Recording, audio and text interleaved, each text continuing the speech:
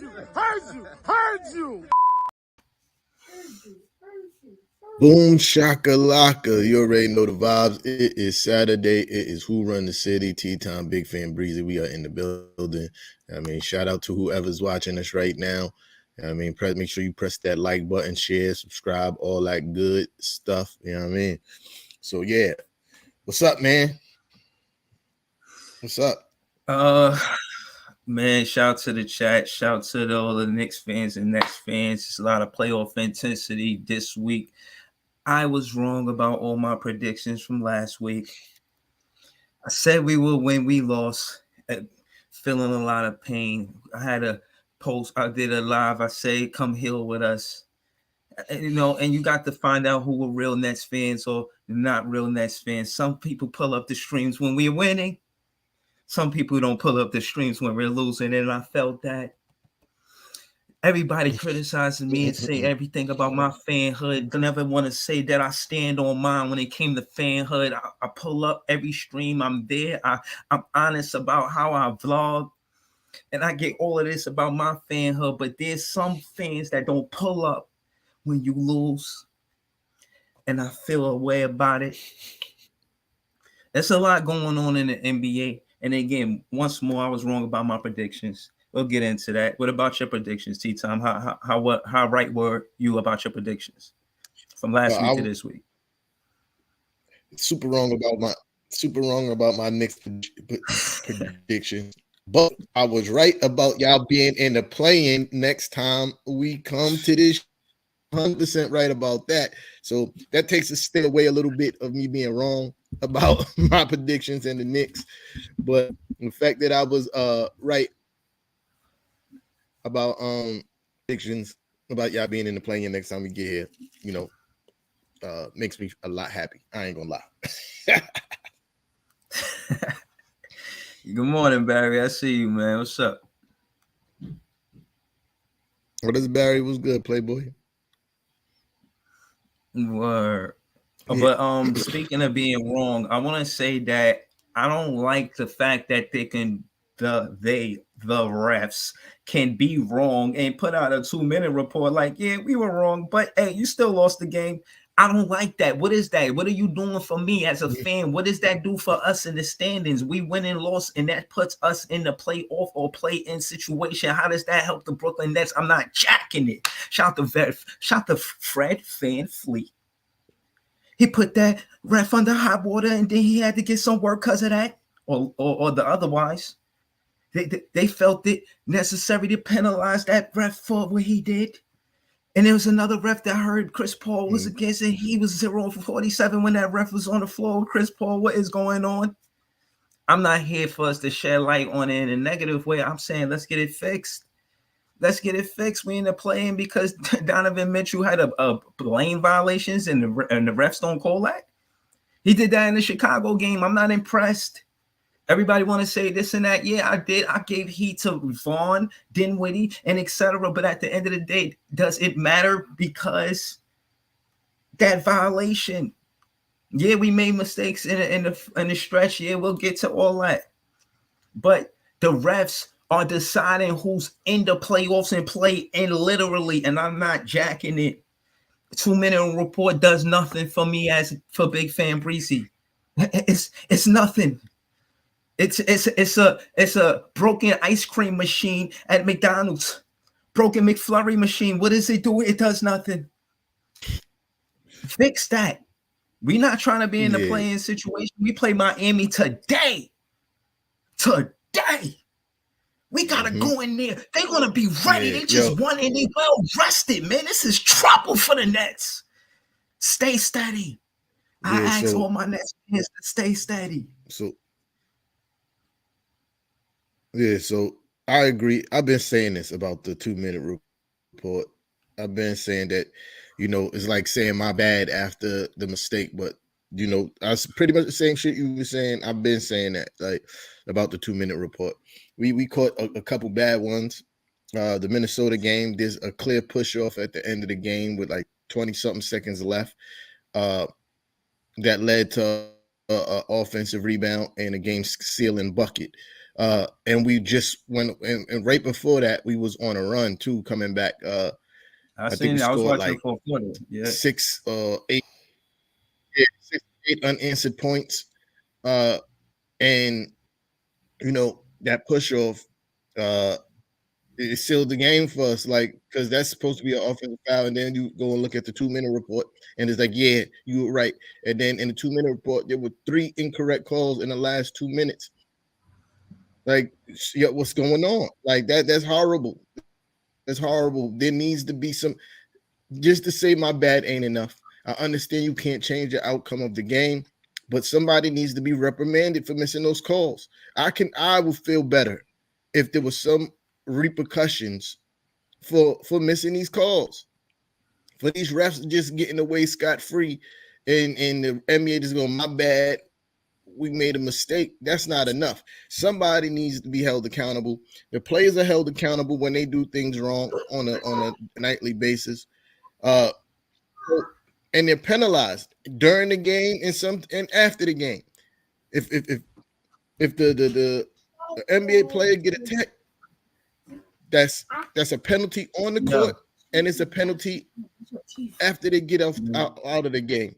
And if the refs, when their job is so important to the game, like you said, excuse me, and it dictating the outcome of these games, it need to be some repercussions because of it. You feel me? But yeah, and then I found one more thing weird. I've been searching for the 2-minute report of the Miami Heat game, the Knicks versus Miami Heat game, and they got all the 2-minute reports up except for that game, which is super weird for me. Super weird. It makes me uncomfortable. It makes me believe that the refs really effed up that game and don't want to tell the public how bad they effed up that game.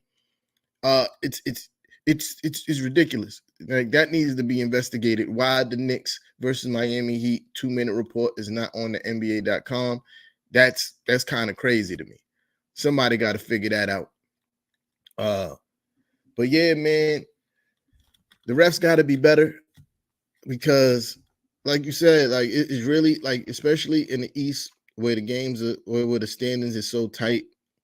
Pause.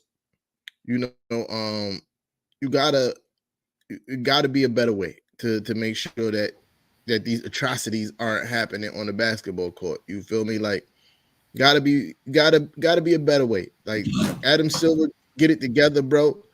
You feel me? Get your refs together, because it got to be a better way. The 2-minute report is not enough. These refs need to be reprimanded for missing games, and I think it's a step forward by them demoting that dude that Fred Van Vliet called out. Yeah. I think that's a step in the right direction, but it's not enough. It needs. How many games he effed up this season already, right? Like, but now at the end of the season he gets demoted. That's not enough. You feel me? That's not enough. But yeah, they got to be better. I don't know if you heard me. I said the Knicks versus Miami Heat 2-minute report is missing. Like, it's not on NBA.com. It's not. Oh, again, that's another thing. Okay, so I want to know if the somehow the fans could get involved with the 2-minute report. I'm just kind of going off of what we were saying. Because again, how can the 2-minute report impact winning or impact the situation where it's instead of it being valid, it's invalid, and they change the situation some way or another, whether I don't know how. And that's the part. What I'm saying is, I don't know how you fix it, but you have to fix it. You know what I'm saying? You have to. I mean, again, the zebras, they don't have no penalty. So what does it cost them?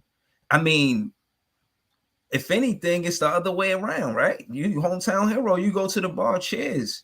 The team that I don't know how it goes. You know what I mean? When it come down to, again, the whole theory of me saying I want to see teams compete at top health is because I consider the win or loss sometimes as the roster is full because nobody's injured and everybody's healthy. So I mean it in the mindset that the refs don't decide that game. The players do, and the players that's there.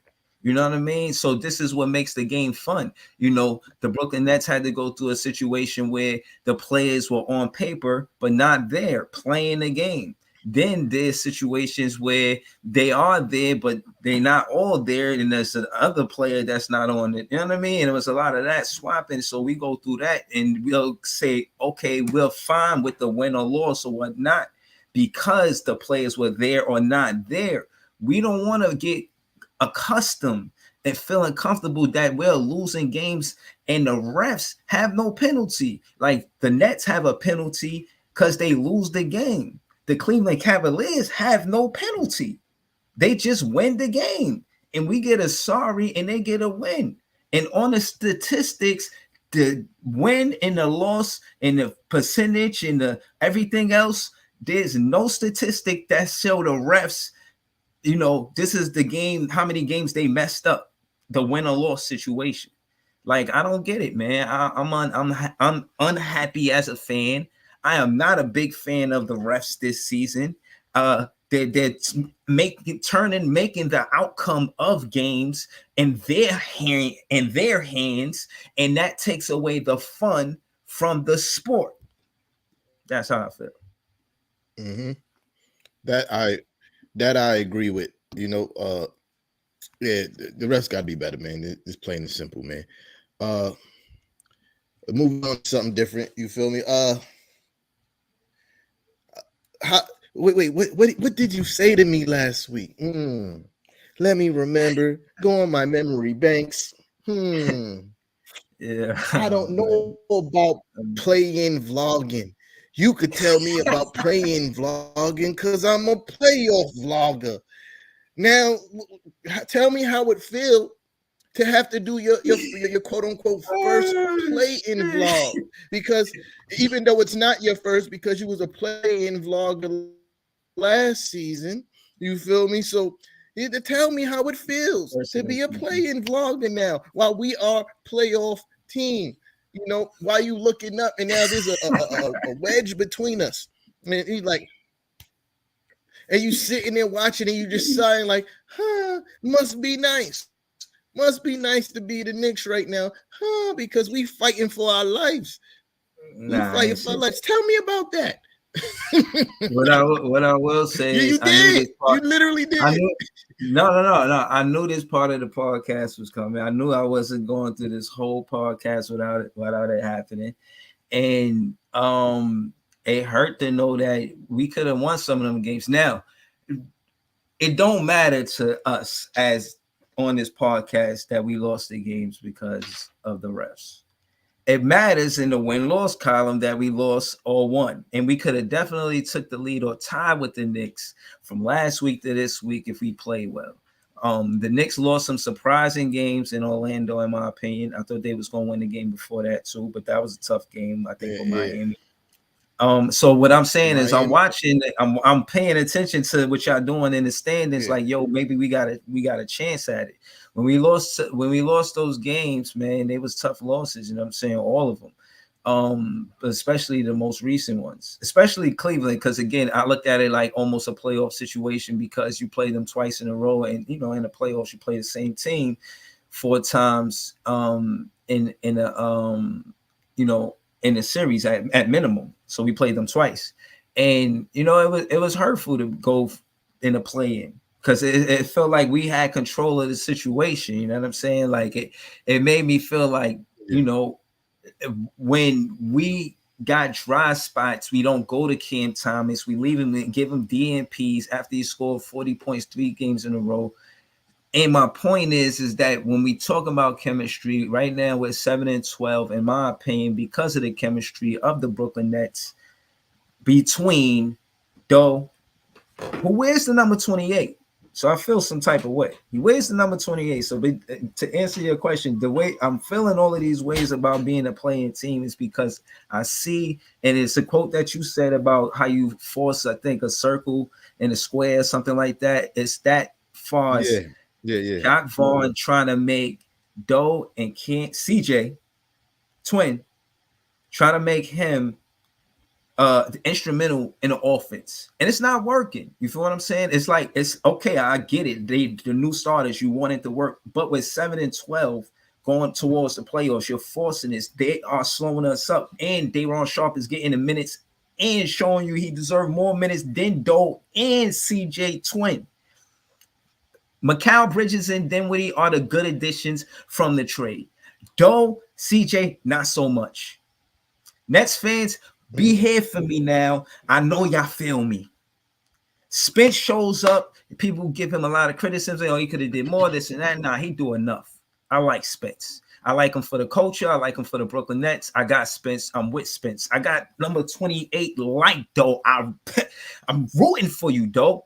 But you out there, you hurting us. You 6'10", taking all threes. Go to the basket. Go up somebody's chest. One of the best plays I've seen is you going to the basket. You hit 5 threes in one game. You've been here. I don't want to pull up the stats. Come on. I'm not going to do that to you, though. You on the same team as me. I'm not here to cook you. I'm here to help. Now I'm saying, take him out the offense. Him and CJ, well, I forced him. He don't deserve Day'Ron Sharpe. I'm going to land the plane saying this. I don't want to be too long-winded.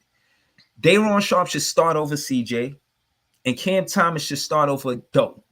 And that's how I'm on it, man, as a Nets fan. And we're losing because Jacque Vaughn is not doing that. So we upset as Nets fans. We want to see the guys on the bench get playing time over Doe and Twin. Facts. So it hurts being a play involved. You know, it's super.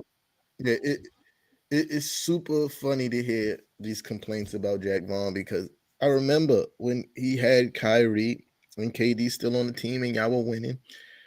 Y'all was calling him like he was the second coming of the coaching Jesus. You feel me? I was talking about him like he was really that guy. And I was telling you guys are winning because Kyrie's a really good basketball player.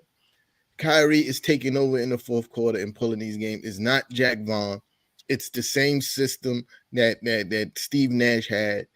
Let your superstar save the day. And that's what it was. You feel me? And now that Kyrie's gone and KD's gone, he has nobody to save the day for him. You feel me? He wants what's his name? Mikal Bridges to be that, but he's not that yet. You feel me? Not saying that he can't become that. Yeah, I mean, because he's still very young and he's balling really well right now. I ain't gonna hold you. But yeah, Jacque Vaughn, all he do is stand on the sideline and chew gum real hard, man. That's it. And clap. That's it. He got the strongest hands and jaws, paws. You feel me? He could bite through steel the way he be chewing that gum. He could probably give you one of those Hawk seismic claps the way he be clapping. He got strong hands and he chew gum into sawdust. That's what he does on the sideline, bro. And he be guessing. And he be guessing wrong more times than not. Because like you said, I agree. Ed Sumner need more PT. Ed Sumner could ball. You feel me? I don't understand why he don't get as much more PT. And you know, even though I still think Quentin Grimes is a better basketball player, but Cam Thomas needs way more PT, bro. I've never seen something more disrespectful in my life to an NBA player, bro. I've never seen it. How you scored three times in a row, dropped 40, and now you getting DMP. You get 10 minutes. DMP. That is the most disrespectful thing I've ever seen. Cam Thomas is out of there. I hope you know. Get ready to say your goodbyes, because when it's time for him to re-sign, if he don't start getting major PT soon, he is out of there. Get ready to say your goodbyes. Cue up the Boys to Men. It's so hard, because he's out of there, bro. And a team is going to grab him up in a quickness. Yeah. I'm not even going to cap about that. Yeah, man. I can't even front. A lot of that is valid. And at the end of the day, again, I'm going to stand on this from now until somebody somebody really show me something different. I feel like the winning formula in the NBA is building from the draft pick, especially if you got a GM screaming he want culture. You want culture, you don't trade a draft. They call him Big J now in Cleveland, but they only doing that because we call him the Fro first. Stop it. We the ones who gave him a nickname first. Now they give him a nickname. Case in point is players come to the Brooklyn Nets and they can build their career here. D'Lo did it, and that was kind of like, even though look at, and again, think about what he was known, and he's kind of still known from the Lakers and what he did in the locker room. That wasn't even on the basketball court. He wasn't even known for basketball on the Lakers. He comes to Brooklyn, starts playing well, and we start doing well as a team. We start winning, and his name changes, his rapport changes with the culture, with basketball culture. And I'm saying that again, if a GM wants to build culture, you got to do it from the draft pick. And it's heinous to see that Jacques Vaughn was drafted round 1, number 27, when he was a player, when he first got to the NBA. Cam Thomas drafted round 1, number 27. Why aren't you playing him? What is the disconnect? You're always smiling. He got a shirt that said "Ain't shit funny." Y'all don't see what's going on. Y'all need to fix that. Whatever it is, fix it. Because you could build your career around Cam Thomas, and you being stubborn because you feel like you only owe Dinwiddie and because of the prior relationship. No, work from the draft. Build. Listen, Cam Thomas will leave us. I know it. Why wouldn't he leave us? Every time the camera pan on a commercial, I'm looking for Cam Thomas. He'd be like, not excited. Not excited. I do bad a few plays, not excited. I scored 40 3 times in a row. You're not impressed? Oh, you're not impressed. You're not entertained. You impressed with Doe shooting all these bricks. You're not impressed. You impressed with players that came from other teams and had good. And this is my point. So I'm not rambling on. All these players with these reputations from other teams come here and don't show up. Pay attention to your draft picks. What are y'all missing? What are we talking about? You build from your draft, develop the talent. That's why we miss Kenny Atkinson. Look into my Nets fans' eyes. Yo, listen, Franz Tats, this is what therapy was about, man. I had a lot to get off of my chest. I did it. I was a better fan after the stream. And the truth is, as much as I'm a fan of this team, I cannot cap for them. You know? I gotta be honest. If we want to win, I'm not here just to be entertained about the win or loss. I want to see us win for real. Like I don't know. I mean, in summary. Oh, in summary, play Cam Thomas and Day'Ron Sharpe. Put them in the starting lineup over Doe and Twin. Debate me. 7 and 12 since the trade. Debate me. And I want to see that something in the lineup. So do you agree with me? It's time to fire Sean Marks, man. This is more. This is. I feel. Hold on. I feel like this is more on Jacques Vaughn. He's doing a shit job. This is more. No, this is more on Jacques Vaughn than Sean Marks. I'm not saying the pieces and Doe and Twin don't work. I'm saying you starting them over guys that's doing better with less minutes. I'm looking at the rebounds for Doe and Twin, and I'm looking at the productivity, and I'm contrasting their numbers together versus Day'Ron Sharpe numbers. Day'Ron Sharpe had 9 offensive rebounds in 1 game. What? Him? What Jimmy Butler said? For me?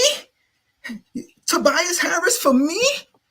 That's how I'm looking at Day'Ron Sharpe's Twin for me. He deserved to start over me. Cam Thomas looking at Doe like for me. Yeah. I scored 43 times in a row and we losing because we go on scoring droughts for me. Everybody complaining about my defense, but we go on scoring droughts for me. He scored a ball. That's not a problem for him. Just set up a situation where everybody stand still while he trying to get open. Nobody want to make a play for Cam Thomas. Why? Mikal Bridges and Cam Thomas can't be on the floor at the same time doing pick and rolls? Why? Why add something that can't give Dinwiddie minutes? He played 38 out of 48 minutes. Why? Jadakiss voice. Why? This is this is Nah, I this just is think what it's I've been doing for 5 games. This Larry. is our first 5-game losing streak. I am like, yo, bro, like, what's going on?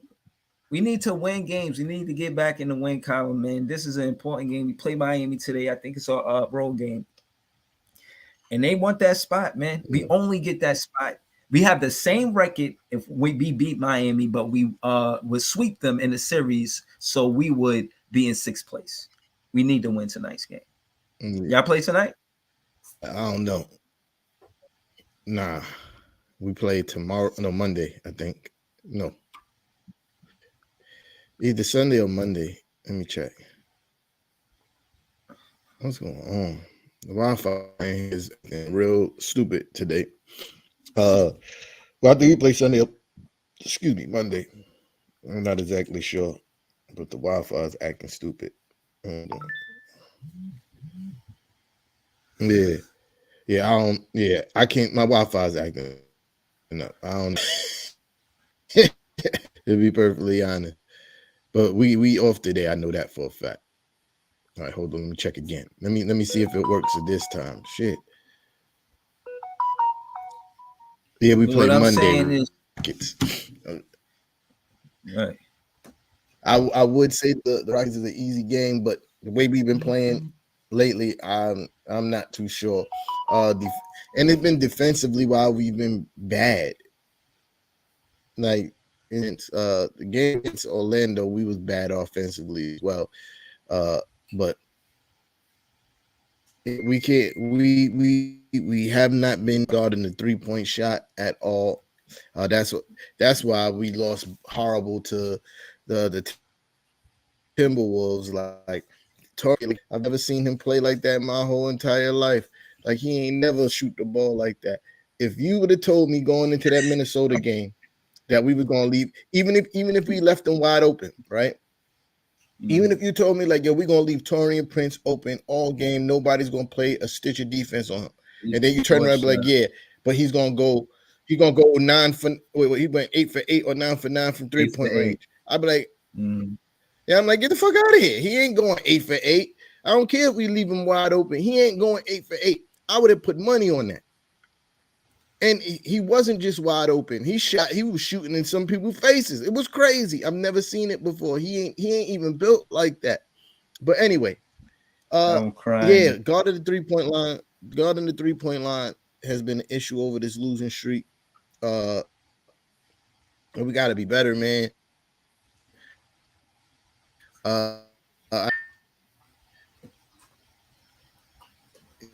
In his scoring, Jalen's been out for who knows how long. I'm not mad at Emmanuel Quickly what he's been giving us. He's been doing a good job for the most part. You know what I mean? Even Quentin Grimes was stepping up. He dropped 25, but when we lost to Orlando, he was stepping up. But we gotta get better. You know what I mean? We gotta get better. Oh, let me address this before it come out later. And I'm already talking about the Orlando game. I mentioned Emmanuel Quickly because I didn't even speak on it on my page yet.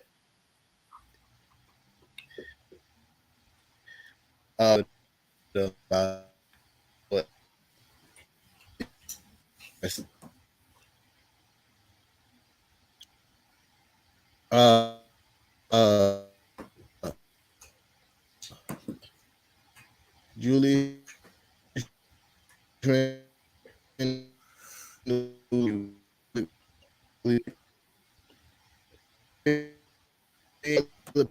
drag like this happen, mate. That's not that big of a deal, bro. Like these things happen. You feel me? Like when you on the teams and these things happen. You feel me? Like the NBA sports is littered with teammates arguing. You most recent memory and you just has them. They argue. They was in each other's face.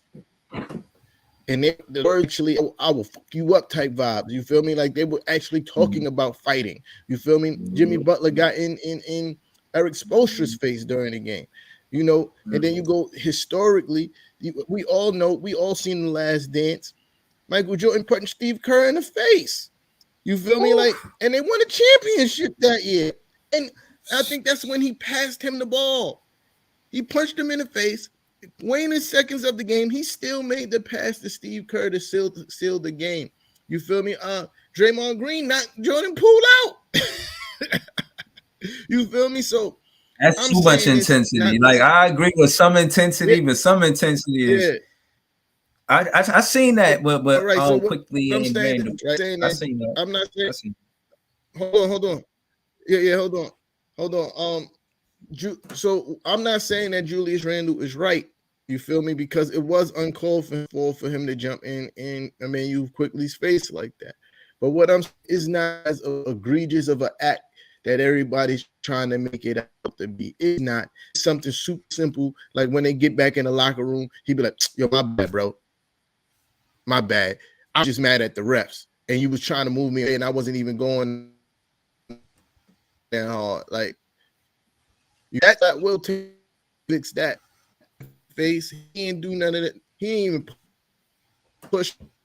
He said, get the. And then he said, I told you.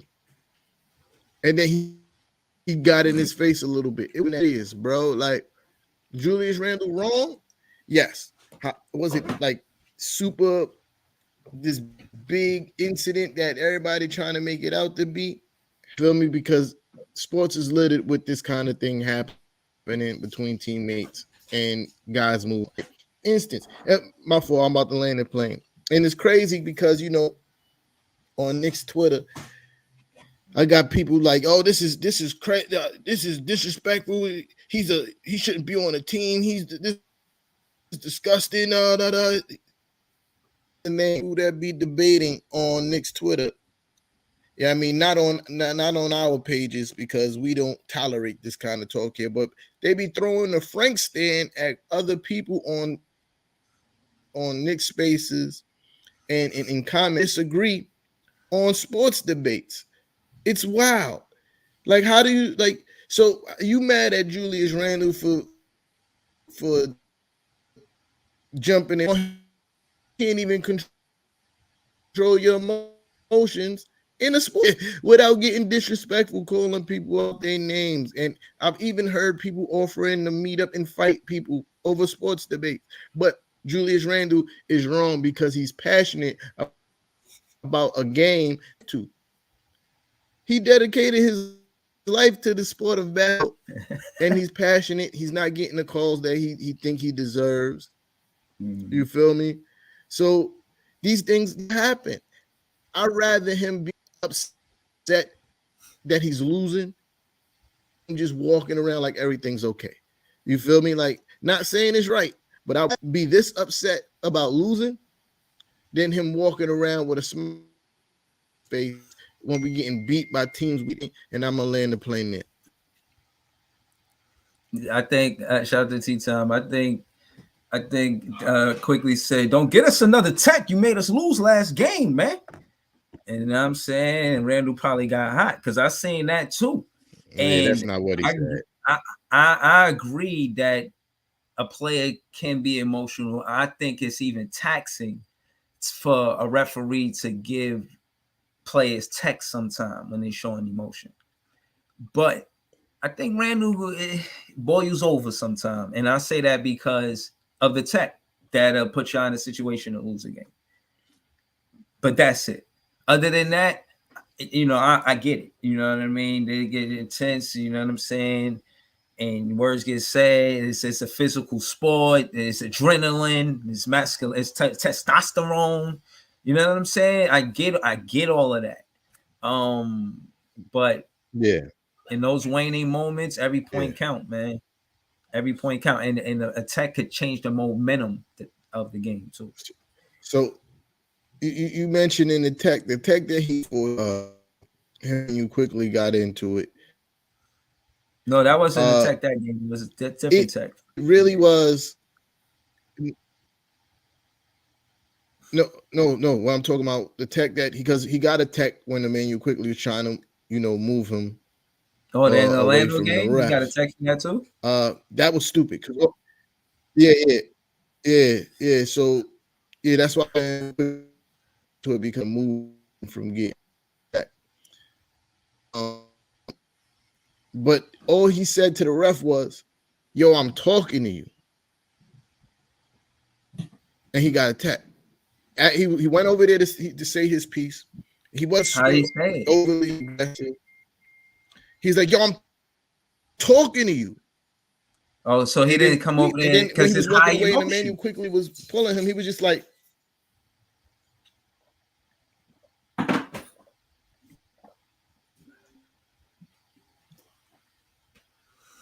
Yeah, I think T time. Your T time, "Yeah, you I there? don't, yeah, I don't, yeah, I don't, yeah, I'm here. I didn't hear what you said because No, I my didn't Wi-Fi say was nothing. acting I up." was listening to you. You was saying that he said he was talking to the ref, like yo, I'm talking to you. That and then quickly he was, I don't know, after that. Yeah, yeah. So quickly trying to move him away because when he got it, because Julius Randle fell on the floor, and when he got up, he started power walking towards the ref, and that's when quickly came to try to get in between, and uh he said, "Tita, I'm off." Yeah, it is, bro. It's bad. Um, but yeah. So quickly saw that and was trying to move Jules from getting attacked. And Jules was like, he was talking to me. He was like, he was standing in front of the ref like this, and I don't know exactly what he said. And then the ref was like kind of egging him. He's like, "Yo, I'm talking to you." And then he gave him a tap. And then when Manuel quickly was moving him from the situation, Julius was walking like, "What?" And that's when he turned. He's like, "Yo, get off me." You feel me? Like it wasn't even that big of a situation, man. Uh, and this stems over the last two games, a few games with Julius Randle and the refs. I think against the Heat, he shot like it was either the Heat or Minnesota. He shot like this super ridiculously low amount of. Oh yeah, against the Heat, Julius Randle shot one free throw, bro. One. Now we all know how Julius Randle plays. Mm-hmm. Physical. Super physical. He shoots one free throw. Jimmy Butler shoots 14. Mm-hmm. You feel me? Like so, I get Disparity. why I get why Julius Randle's upset. You know what I mean? Mm-hmm. Because they don't referee him the right way. I think it was even quoted that some ref said that he don't get some of the calls that he's supposed to get because he's so strong. That's not how you're supposed to referee the game. You're not Right. supposed to you're not supposed to penalize a player because he's stronger than everybody. If there's Mm-hmm. contact, you have to blow the whistle. And if that's the case, that's not even true assessment because Joel Embiid is hella strong, but he's on the foul line all game. Mm-hmm. You got players like Joel Embiid who's strong and on the foul line every game. Then you got players like Jokic too. He's strong, but he's on the foul line all the time. So it it all always leads back to the rest. But Julius Randle absolutely has to be better when it comes to maintaining his temper a little bit. You know what I mean? Like Mm-hmm. I get you passionate, but you never want to, jump in front of your teammate's face. Uh like especially in front of the cameras. Like keep all that shit in the locker room, you heard? And my fault. There's one more thing that I heard people saying, "Oh, Julius Randle never buck up at the ops like that." That's cap. That's super cap. Because I remember last season when Cam Johnson pushed Julius Randle in the back and Julius Randle was about to put hands and feet on him. None of the Knicks fans liked that. There was a problem with that. You feel me? So you don't want him to defend himself and get angry at the other team. He can't he can't do nothing, bro. He can't do nothing. Uh, against the somebody, I even heard seen somebody say, "Yo, do that. Why you ain't buck up at Jimmy Butler like that?" That's cap. Because at the end of that game, Jimmy Butler tried to flex on Julius Randle like they was tied up for the ball, and Julius Jimmy Butler like snatched his arm real hard. Julius Randle was about to run down on him and into the refs and everything. And that's when I've you seen got that. that picture of Jimmy Butler standing behind the refs making faces. I seen Yeah, that. I was and watching. I was and let's not act watching. like he wasn't razzled and frazzled. Yeah, yeah. I'm just saying. Let's not act like Jimmy Butler wasn't razzled and frazzled after Julius Randle was about pressed him, because Jimmy Butler's a hell of a free throw shooter and missed both of those free throw shots after that altercation. Boy, don't lie. he knew Boy, don't he lie. knew what time it was. He knew what time it was. He's like, man, listen, if that crazy dude go off, it might be bad. You feel me? Like, so yeah, man. At this point, a lot of Knicks fans criticize Julius Randle for every little thing. Was he wrong? Yeah, but was it that big of an issue? Nah. You know what I mean, like, it's not. Yeah, I mean, if you hear the stories of the old Knicks, they talk about how they used to get in fights, like actual fights. You feel me? When they was trying to make their playoff, when they had those playoff teams. You feel me? And you hear a lot of teams say that. You heard Isaiah Thomas talk about how when him and the Bad Boy Pistons, they used to get in fights all the time. You feel me? Like with each other. You know what I mean? So it's part of the brotherhood, bro. Like me and my close friends getting fights, like not physical fights, but like we came close to throwing blows because it just happens, bro. You got a whole bunch of men, testosterone, pause. Like these things are bound to happen. It's just not that big of a deal. You know what I mean? But go ahead, bro. I think I compare it to the movies. In the movies, somebody has a meltdown in the game or at halftime, and then somebody rallies them all up, and they end the game at the win. They win the game at the end of the game. And again, that didn't happen. Y'all lost that game. But not to Yeah. try to shine a bad light to add to what we were discussing earlier. I just want to give you a glance of what I'll be talking about. Okay, to make to for y'all to validate what I'm saying. This here, my fans of all from all, this is the 2 minute report. Now, as of recent, the Nets in Cleveland went on there on March 23rd, the Knicks and the Magic. Now, my point is this: it should only be 1 or 2 games a night. There's plenty of games where it is more than one game a night. So again, and again, those refs that's not getting it right, collectively, they should be looked at and see how many times they are getting it right, because I think also they should be awarded for that when they do get it right, when they do call a game right. I do think that there should be incentives for the refs for being the best of the best, MVP award, whatever. You're the best ref. You're not the MVR. You know what I mean? You're the most valuable Yeah. ref. You know what I'm saying? That type of thing. I encourage them to be better Yeah. refs. Don't just penalize them. These guys, they want to be looked at as professionals in what they do, and they want to be the best at it. I say, you know what? Give them an award. Congratulate them. Congratulate them for letting the players decide the outcome of the game and not the refs. And that's why fans are not entertained. You understand what I'm saying? Yeah, we're going to still support, but at the end of the day, if y'all do that, a lot of fans are going to be turned off. We want to feel like that the players that we buy jerseys for, nobody's buying the ref jerseys. You understand what I'm saying? We coming to see the Mhm. players play, win Yeah. or lose. That's how fans are. So again, my point is, you see one game on the 23rd, but you got on the 22nd, you got 1, 2, 3, 4 games. Then on the 21st, that's a good night. That's a good night for the refs. That's one game. So again, one night is good night. It's a good night for the refs in the NBA totality. But when all of these games happen like this in the night, it's like, come on, man. You look at this game between the Bulls, the Timberwolves, and the Bulls. There are 2 overtimes. So who knows they was probably messing it up the whole night. You know what I mean?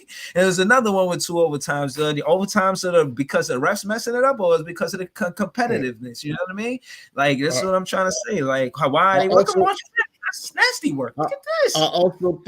also think one way to help rectify it is changing the challenge rule. If you get it right, you should be able to keep your challenge. You feel me? Like that should be a thing. You know what I mean? Or just give them, like with the NFL, you got what, 2 challenges a game, 3. I don't know how much the NFL got, but Mm-hmm. what whatever number the NFL got, I think you should start off with that. You have that Right. many challenges because like we seeing the refs are not perfect, and at the end Right. of the game, when things are the most crucial, you want the coaches and the coaching staff to have the ability to be like, hey, you were wrong. Mm-hmm. Go look at that. You feel me? Uh, and what you would call it, and that needs to be a thing.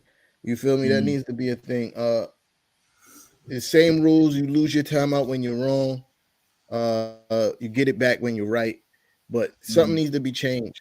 And speaking of Mm-hmm. challenges, I got a bone to pick with my coach. Yo, stop holding on to challenges, bro. Because the game against the Heat, there was a momentum swinging play. There was a clear defensive foul on Kevin Love going through a Isaiah Hartenstein screen. He grabbed Isaiah Hartenstein by the neck and dragged him to the ground. They called an offensive foul. And at the same simultaneous time, Jalen Brunson made a three-pointer. That was a potential 4-point play that Coach Tommy T did not challenge when he should have. You feel me? Those are momentum swinging plays. You know what I mean? And Yeah, I I, understand. I'm tired of seeing him. I'm tired of seeing him going into leaving the game with challenges in his pocket, bro. They don't accumulate over time. You feel me? They they, Facts. they don't accumulate over time. So use it or lose it. You feel me? Like sometimes you just have to. I've seen coaches that be like, "Yo, I know we probably not gonna win this challenge, but why I'm gonna Mm-hmm. keep it."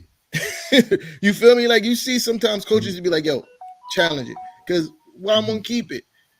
You know what I mean? It might be a slim possibility that they overturn it, but it's a possibility, and it's still a timeout. So if you look at Mm-hmm. it at which time you call in a challenge, Mm-hmm. you could be wanting to call a timeout anyway, and be like, "Yo, F it, we just gonna challenge it, and I could drop my plays, no matter what happens." You feel me? Like so. Mm-hmm. That's the like right now. That's the only real gripe I got with Coach Tommy T. You know what I mean? Like Yeah, even though I but was going not. to fire Coach Tommy T train, the train is Mm-hmm. still in the station. You know what I mean? But Oh man. we've been doing more winning than we've been doing losing. I don't have too much issues with his rotations as of late. Mm-hmm. And those were the main things I had trouble with.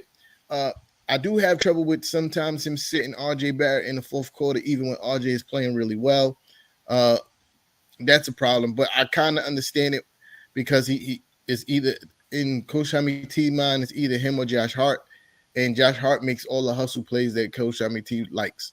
But I also think that you might need to go to like sometimes, especially if we're not playing a team with a dominant center, you might have to go to a small ball lineup. Mm-hmm. Put Jules at the 5 so you could get RJ Barrett out there. You know what I mean? Like, Mm-hmm. and you can still have all the hustle to Josh Hart, and you could take advantage with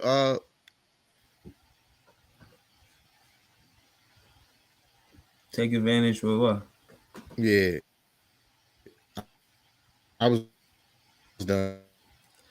Oh, okay. I got you, Flash Task. I just want to make this last point about the refs. October 19th was the beginning, the first day of the season. There was a lot of it was a lot of games on a 2 minute report. I expect that. But this latter part of the season, I feel like going forward, the best thing we could do for our productivity is the guys who call the games the cleanest are the guys that play the are that's how they decide what games they gonna call. So if these are the weakest refs, they Houston versus Orlando. For hypothetically speaking, you want the worst teams playing the worst teams, or Detroit versus the worst teams versus the worst team, and then play-in teams versus a playoff teams, or a game like versus Cleveland where it could decide whether we are playoff or play-in teams. The better refs ref those games. Make it to where there's a pecking order, pause or whatever between refs. You know, these refs are not equal because when you look at work, I've seen in watching the game, the eye test, you see that they missed calls. They said those stepped out of bounds. You look at the replay, he didn't step out of bounds. Why do refs feel like a need to do something? You don't have to blow your whistle. You don't, sir. You don't. You matter. I mean, that's one of the best things about the refs is knowing when. Like you impact the game not using the whistle just as much as you do use the whistle. And I think they need to find that chemistry, that harmony, and realizing that they are impacting the game. Just because you don't use your whistle doesn't mean you don't impact the game. You impact the game by not using your whistle sometimes. And you got to know when to use it and Yeah. when not to use it. And that comes from without, and again, I'm going to get to what you were saying. I'm going to put the standards up. But G League for refs, maybe they should be in the G League longer. Make them prove that they should be in the NBA. You know, give them more G League time. Imagine a ref putting up Cam Thomas numbers hypothetically. He caught 3 clean games. I mean, he ain't missed nothing. He was cool. Rookie ref. No, second year ref like Cam Thomas, hypothetically. You want to see him in a playoff game with that kind of performance. Imagine he's a ref that get a DNP. Like now he can't find work, but he just called 3 clean games. Like how Cam Thomas had those games more metaphorically. You follow me? So that's what I'm saying. Reward these reward these refs that are playing well, refing the game well, the best zebras. Reward them and separate them from the weak refs. You know what I'm saying? Put them in the G League. You a G League ref. You know what I'm saying? I'm an NBA ref. Make that a thing. But I ain't ducking no smoke, man. I'm gonna put the standards up, man. I know that's what y'all want to see. I know we're not gonna be here for long. I'm about to put this up right now. Because we're about to make our predictions. I was all wrong last week, man. I can't believe it, bro. It was crazy. Yeah.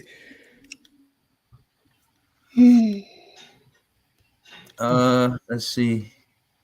Miami. We win. We have a tie record, but we have the tiebreaker because we would sweep them. You know, if we win, hopefully we win. We play them at 3:30. I think it's a road game for us. No, actually, it wouldn't be a tie record. Y'all have the same wins, but they'll have one more loss than y'all, and that'll put y'all a half a game ahead of them if y'all win. Oh yeah. True that. Hopefully that's what happens, man, because that would give us 2 notches on them instead of 1. We really need this game. Ain't no pretty way to say this. I predict we win this game. We know it's a must win, and Miami ain't gonna give it to us. And as you can see, Jimmy Butler, he get a lot of calls. We're gonna really have to play them tough, man. We're gonna have to play that 3-point line. Jimmy Butler, he's not gonna attack the 3-point line much. He's gonna go to the paint. He's a physical player. Yeah, we wanna Mikal Bridges going. I want to see this the whole how you say reputation, but behind Mikal Bridges and how good a defender he is. I haven't seen much of it, man. I'm gonna keep it real with you. I seen him on the offensive side of the ball. Oh, I haven't seen him. I saw you got the UPS hoodie on. Like you gonna work? I seen Trae Young score him in Atlanta. I seen him get scored on. I seen Fox had the better on him when he had to guard certain players that I thought he would be a great defender on. I've seen other players get the one up on Mikal Bridges. Yeah, Mikal Bridges scored a ball, but we really need him to guard Jimmy Butler tonight. You know, I'd rather him not have do anything on offense. Just guard Jimmy Butler. Don't exert no wild energy on offense. Guard Jimmy Butler. And I think we win the game, man, because Jimmy Butler gives them he opens up the shooters. You know what I mean? Trying to double Jimmy, you know what I'm saying? So pause. And you gotta that was crazy. Yeah, like that's crazy. Fine. But that's the problem. If you got Mikal Bridges on him, he's supposed to be the elite defender, then we don't need to have 2 guys playing defense on, you know what I'm saying? We don't have to have a guy open because we playing got 2 players on him. We don't need to do that. So now my thing is, let's see. Everybody know this is a must win. You gotta know this is a must win. And it's the first time we've been in a play-in all season. And this is the exact team that will take that 6th spot. I don't know if Miami gets the 5th spot if they keep the 6th spot from us, but they're playing well. You know what I'm saying? What are they in their last 10? They 7-3. We're 4-6. The Knicks are 4-6 in their last 10. And these playoff teams, I'm gonna just before I land a plane. The number 1 in the league, Milwaukee Bucks, they 8-2 in their last 10. The Celtics 6-4 in their last 10. I don't know if they hold that second spot. Maybe Philly gets that second spot from them. Who knows? They 9-1 in their last 10. Cleveland, they're 8-2 in their last 10. You know, I think they steady at 4. I don't know if they get 3. You know what I mean? I think the 1, 2, I think 2 and 3 are toggle. I think Milwaukee stays at 1. I think 2 and 3 could toggle before next week. I think Cleveland stays at 4. I think the Knicks, they got a strong hold on 5, to be honest, but depending on the schedule, you know what I mean. I don't know how many games is before next week between Miami and Brooklyn, but that's who would take 5 before next week if feasible, if possible. But we haven't been playing well, man. We've been 4-6 in our last week. I'm just trying to get this next win, man, to keep it real with you. Word. Yeah. Yeah, we don't play until Monday. We play the Rockets. My team got to get together. Excuse me. Oh, sorry. Hopefully, whatchamacallit, this rest. They got some good rest. You know what I mean? Got to clear their mind. I hope they went to, had some bonding quality time to get over our, little past little rough spats. You know what I mean? So I think we bounce back next week, man. We play the Rockets on Monday. We play the Heat on Wednesday, excuse me. And that's a revenge game, man. Listen, watching that, because I was at work. So watching bits and pieces of that Heat game, I feel like the Heat know they can't beat us, so they had to cheat, man. The amount of flopping they was doing that game, it was ridiculous. It's been a few times that I've seen guys fall to the ground and grab the Knicks player and draw fouls. I've seen Kyle Lowry flopping over screens. Like, they know they can't beat us straight up, so they got to cheat to beat us because we were spanking them. It was a 2-0 lead on the season series, and we beat them both time in last minute situations. One being the Julius Randle buzzer beater, pretty much, and they had to cheat to beat us. Like, that's how I feel. Real talk. I really feel like they felt like they can't beat us, so we got to flop to get foul calls and turnovers against the Knicks. And I think on Wednesday when we go into that game, with a little edge and a want to smoke those guys, because especially with the way Jimmy Butler was acting at the end of the game. Like, yo, bro, we spanked y'all twice. We beat y'all twice. Now you win it. Now your own home fan base screams louder for the Knicks than y'all. You know what I mean? And now you want to turn up because y'all cheated to win? Get out of here, bro. We go into Miami, or we home? Yeah, no, we home. So now you got to come to the Garden. The fans gonna be on Jimmy Butler ass. Pause. You know what I mean? Like, we're gonna be turned up. We're gonna beat them. And then on Friday we play the Cavaliers. This is an important game, because as of right now, this is the playoff. This is a playoff series right now. Like, we play as of right now. We play the Cleveland Cavaliers. So I think it's an important game. Hopefully Jalen Brunson is back by that time. We usually give Cleveland good work. You know what I mean? The most important thing with us when we play Cleveland is guarding the 3-point line. If we guard the 3-point line well, we win that game. I'm not so much concerned with trying to stop Donovan Mitchell, because that is a tall task to ask. You know what I mean? I just need us to play well offensively and keep everybody else from going off, and we win that game.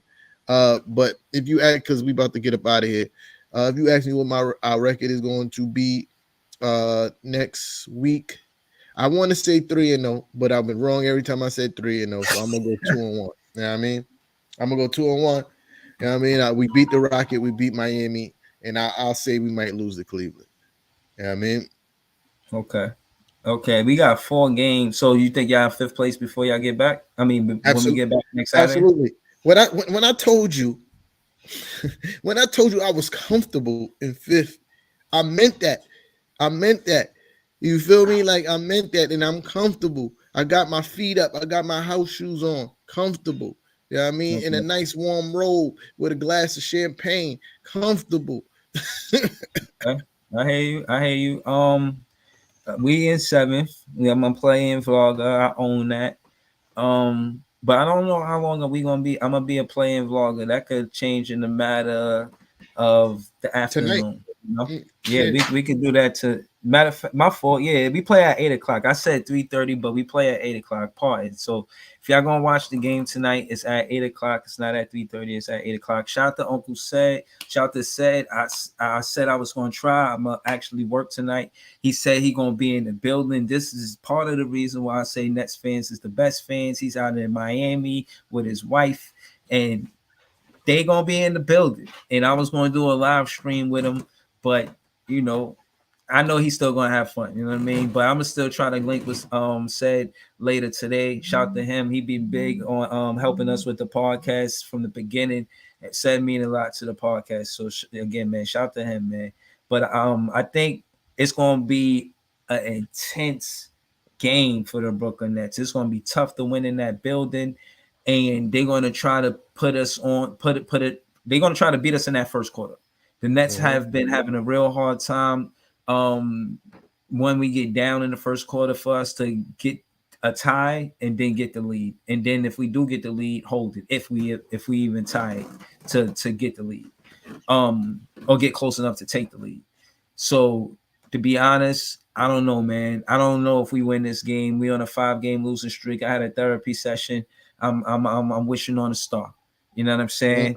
But it's gonna be tough, and it's not a back to back. We play Thursday, so we had a day off of rest. They real fresh, but maybe that works not in their favor where they start off cold. Who knows? Maybe it's cold in Miami on the March 25th. We'll see. It's at night, so it'll probably be a little chilly. You know what I mean, Yeah, you so that probably being won't. said, that being said, that's a tough game. So I won't say we'll win that game. I hope, but I do think I know they know the urgency of us winning after a 5 game losing streak. It's the first 5 game losing streak we had all season. So I know they're aware of that. So hopefully we win. The Orlando game, another tough game. It's a back to back. That's tomorrow.